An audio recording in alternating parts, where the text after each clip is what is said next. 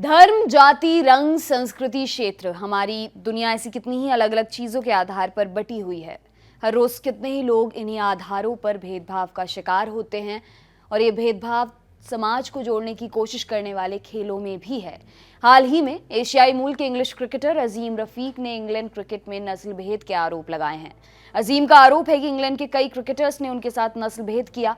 अजीम England की under 15 और बाद में अंडर 19 वर्ल्ड कप टीम के कप्तान भी रह चुके हैं। जो रूट, बेन स्टोक्स और जोस बटलर जैसे खिलाड़ी उनकी कप्तानी में खेले भी हैं। ये पहला मामला नहीं है जहां पर क्रिकेट के मैदान पर नस्ल भेद की घटनाएं सामने आई हैं। क्रिकेट के मैदान पर ऐसी नस्ल भेदी घटनाओं की लंबी फहरिस्त है। क्रिकेट के मैदान पर एक तरफ हम ब्लैक लाइव्स मैटर जैसे मामलों पर घुटनों के बल बैठ रहे हैं, तो वहीं दूसरी ओर क्रिकेटर्स के साथ रंग और नस्ल के आधार पर भेदभाव भी कर रहे हैं। अजीम रफीक द्वारा ऐसे मामलों के खिलाफ डटकर खड़े होने के बाद एक बार फिर से लोग क्रिकेट में नस्ल भेद पर चर्चा करने लगे हैं। ऐसे में हमने सोचा कि क्यों ना आपको क्रिकेट के मैदान पर हुई ऐसी ही नस्ल भेदी घटनाओं के बारे में बताएं। सबसे पहले बात करेंगे डीन जोन्स, हाशिम अमला की। डीन जोन्स ऑस्ट्रेलिया के टॉप ऑर्डर के अटैकिंग बल्लेबाज। तेज गेंदबाजों को आगे बढ़कर मारने की कला हमने उथप्पा में देखी, लेकिन डीन काफी साल पहले ही एक कारनामा कर चुके थे। क्रिकेट के मैदान पर ऑस्ट्रेलिया के लिए उनका योगदान बड़ा है। 1987 का क्रिकेट विश्व कप हो या फिर 1989 की एशेज सीरीज, लेकिन कमेंट्री के मैदान पर डीन की जुबान नस्ल भेदी हो गई। साल 2006 में साउथ अफ्रीकी टीम श्रीलंका के दौरे पर थी। कोलंबो में 2 मैचों की टेस्ट सीरीज का दूसरा मैच खेला जा रहा था। मैच के चौथे दिन जब श्रीलंकाई टीम दूसरी पारी खेलने उतरी तो कमेंट्री पैनल में डीन जोन्स मौजूद थे। उन्होंने अमला को कुमार सांगाकारा का कैच लपकते देखा और तुरंत कहा, the terrorist has got another wicket. आतंकवादी को एक और विकेट। डीन का ये कमेंट हाशिम अमला की दाढ़ी की वजह से आया। डीन को इस बयान के बाद ब्रॉडकास्टर्स ने हटा दिया था। हालांकि बाद में खुद डीन जोन्स ने अपने इस कमेंट के सिलसिले में माफी मांगी और कहा कि बहुत से मुसलमान उनके दोस्त हैं जिनकी आस्था में उनका भी विश्वास है। मोइन अली और ऑस्ट्रेलियन प्लेयर्स। मोइन अली वो क्रिकेटर जिनके घर में कभी इतने पैसे भी नहीं थे कि वो ट्रायल्स में जाने के लिए गाड़ी में पेट्रोल डलवा सकें और कुछ खाने के लिए जुटा सकें, लेकिन फिर भी मोइन अपने खेल के दम पर वर्ल्ड क्रिकेट तक पहुंचे और इंग्लैंड के लिए कमाल का प्रदर्शन भी कर रहे हैं। लेकिन इतने संघर्ष के बाद अपनी टीम के लिए खेलते हुए मोइन को भी नस्ल भेदी टिप्पणी का सामना करना पड़ा। साल 2015 में एशेज के दौरान कार्डिफ में पहला टेस्ट खेला जा रहा था। इस मैच में जब मोइन अली 77 रनों की पारी खेल रहे थे तभी उन्हें अपशब्द कहे गए। मोइन ने अपनी ऑटोबायोग्राफी में बताया था, मैच के दौरान मैदान पर एक ऑस्ट्रेलियाई खिलाड़ी मेरी तरफ मुड़ा और बोला, टेक दैट ओसामा। मैंने जो सुना उस पर मुझे यकीन नहीं हुआ, मैं गुस्से से लाल हो गया। इससे पहले मुझे मैदान पर इतना गुस्सा कभी नहीं आया था। कश्मीरी पिता और अंग्रेज मां के बेटे मोइन अली को दाढ़ी बढ़ाने और शराब का विज्ञापन नहीं करने की वजह से भी कई बातें सुननी पड़ती हैं। कोलिन क्राफ्ट और साउथ अफ्रीका। साल 1970 में साउथ अफ्रीकी सरकार की रंगभेद नीति की वजह से आईसीसी ने साउथ अफ्रीकी क्रिकेट टीम को बैन कर दिया। ये बैन साल 1991 यानी 21 साल तक बना रहा, लेकिन इस बीच साल 1983 में वेस्ट इंडीज की एक rebel team South Africa cricket खेलने पहुंची। इस टीम का हिस्सा थे उनके स्टार पेसर कोलिन क्रॉफ्ट।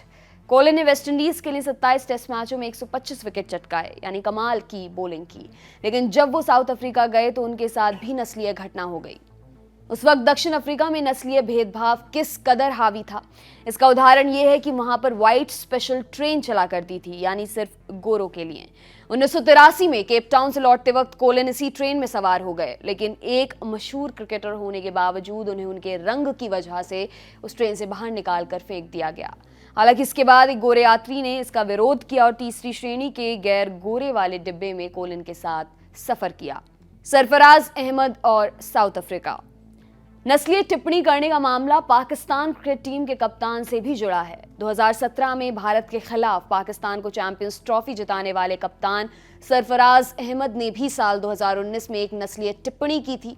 ये मामला घटा साउथ अफ्रीका के डरबन शहर में, जहां पर 5 मैचों की वनडे सीरीज के दूसरे वनडे में सरफराज अहमद ने साउथ अफ्रीकी क्रिकेटर एंडिले फेलुक्वायो पर एक बेहद घटिया टिप्पणी की। मैच के दौरान जब साउथ अफ्रीकी बल्लेबाज एंडिले फेलुक्वायो को आउट करना पाकिस्तान के लिए मुश्किल हो रहा था तो सरफराज स्टंप माइक में कुछ बेहद अशोभनीय कहते हुए सुने गए, जो इस वक्त आपको आपकी स्क्रीन पर दिखाई दे रहा है।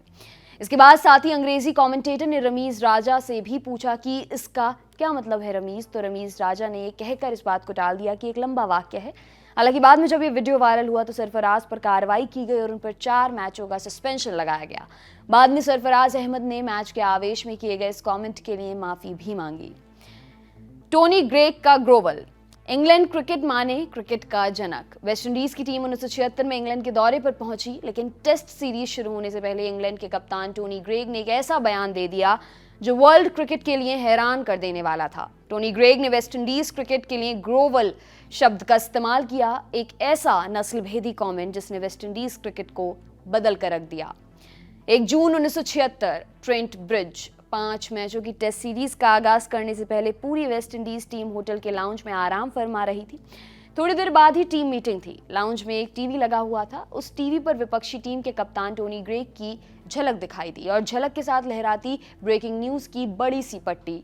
पूरा विंडीज ठहर गया, जो जहां था वहीं चिपक गया। टीवी पर दक्षिण अफ्रीकी एक्सेंट और हाव भाव में टोनी ने कहा, आपको याद होगा वेस्टइंडीज के लड़के अगर टॉप पर पहुंच गए तो वो बेहतरीन क्रिकेटर्स हैं, लेकिन अगर उन पर दबाव बनाया गया तो वो नाक रगड़ेंगे और हम क्लोजी, ब्रायन और अपने कुछ और साथियों की मदद से विंडीज टीम को नाक रगड़वाएंगे।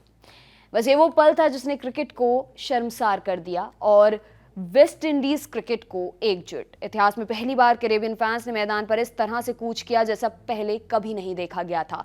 टेस्ट सीरीज की शुरुआत हुई और जब भी कैरेबियाई बल्लेबाज चौका लगाते तो ग्रेग की तरफ देखकर मैदान पर जोर से एक ही आवाज आती, ग्रोवल ग्रोवल।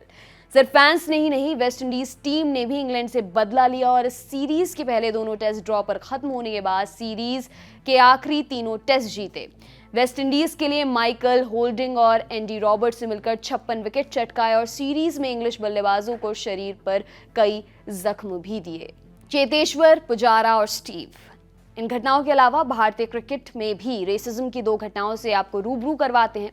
चेतेश्वर पुजारा वो भारतीय क्रिकेटर हैं जो इंग्लैंड में काउंटी क्रिकेट भी खेलते हैं। पुजारा ने यॉर्कशायर के लिए क्रिकेट खेला है। इस दौरान उनकी टीम के कुछ साथी उन्हें स्टीव बुलाया करते थे। खुद पुजारा ने भी 2019 में एक इंटरव्यू में इस बारे में बताया था कि टीम के साथी खिलाड़ियों को मेरा नाम चेतेश्वर बुलाने में परेशानी होती थी। उन्होंने मुझसे मेरा निकनेम पूछा और जब मैंने मना कर दिया तो जैक ब्रूक्स ने मुझसे कहा कि हम आपको स्टीव बुलाएंगे। हालांकि मुझे चेतेश्वर ही पसंद था। इस बात को लेकर यॉर्कशायर क्लब के एक ऑफिसर ताज बट ने भी ESPN क्रिक इन्फो से कहा था, एशियन मूल के खिलाड़ियों के साथ टैक्सी ड्राइवर और रेस्तरा वर्कर जैसे शब्द इस्तेमाल किए जाते हैं। जो भी गोरी चमड़ी का नहीं होता उसे वे स्टीव कहते थे। यहाँ तक कि चेतेश्वर पुजारा को भी स्टीव कहकर बुलाते थे क्योंकि वे उसका नाम नहीं बोल पा रहे थे। हालांकि इस मामले को तूल पकड़ता देख इंग्लिश क्रिकेटर जैक ब्रूक्स ने चेतेश्वर पुजारा से माफी मांग ली है। हरभजन सिंह और मंकी गेट। 2008 में भारत ऑस्ट्रेलिया सिडनी टेस्ट के दौरान भारतीय क्रिकेटर हरभजन सिंह पर भी नस्लभेदी टिप्पणी करने के आरोप लगे थे। उस वक्त ऑस्ट्रेलियाई क्रिकेट एंड्रयू साइमंड्स ने हरभजन सिंह पर खुद के लिए नस्लभेदी टिप्पणी करने की शिकायत की। उस मैच के दौरान इंडिया की पहली इनिंग्स में हरभजन सिंह और साइमंड्स के बीच कुछ कहासुनी हो गई। उस कहासुनी में बीच बचाव करने सचिन पहुंचे और साइमंड्स की तरफदारी करते हुए हेडन खड़े दिख रहे थे। दिन खत्म होने पर साइमंड्स ने मैच रेफरी के पास अपील की कि हरभजन ने उन्हें रेशियली अब्यूज किया है। नस्ल भेदी टिप्पणी ये एक घनघोर क्राइम माना जाता है।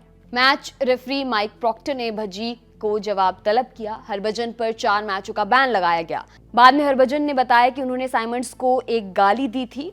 उस गाली को साइमंड्स ने मंकी यानी बंदर समझ लिया। इसी मामले की सुनवाई के दौरान सचिन एक गवाह के रूप में रेफरी के सामने आए, क्योंकि जब ये वाकया हुआ तब सचिन भज्जी और साइमंड्स के साथ मौजूद थे और शिकायत कर दी। भज्जी पर लगे बैन के बाद खूब बवाल हुआ। अगले दिन इंडियन कैंप में ऐसे संदेश दिए जिससे लगने लगा कि टूर बीच में ही बंद हो जाएगा, लेकिन BCCI और भारतीय क्रिकेट के दबाव के चलते हरभजन का 4 मैच का बैन 50% मैच फीस कटने में बदल गया। इस तरह से क्रिकेट के मैदान के ये वो किस्से हैं जिन्होंने क्रिकेट के मैदान का ये अलग रूप फैंस को दिखाया। आपके लिए तमाम जानकारी लाए हैं हमारे साथी विपिन। मेरा नाम है दिव्यांशी। देखते रहिए दी लल्लन टॉप। शुक्रिया।